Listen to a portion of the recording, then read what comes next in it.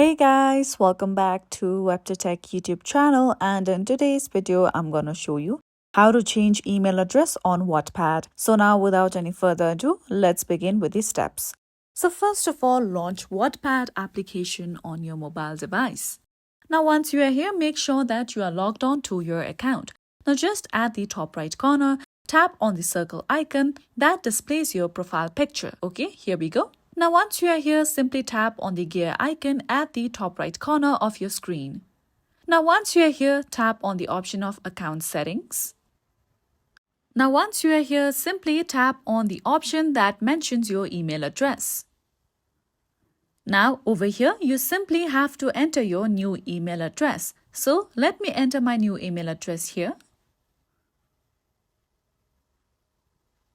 Now after this, you have to confirm your new email. Make sure that your email address match. Now after this, you have to enter the current password of your Wattpad account. In case if you have forgotten your password, tap on the option of forgot password and then you can simply recover your account's password. Now let me enter my current password here.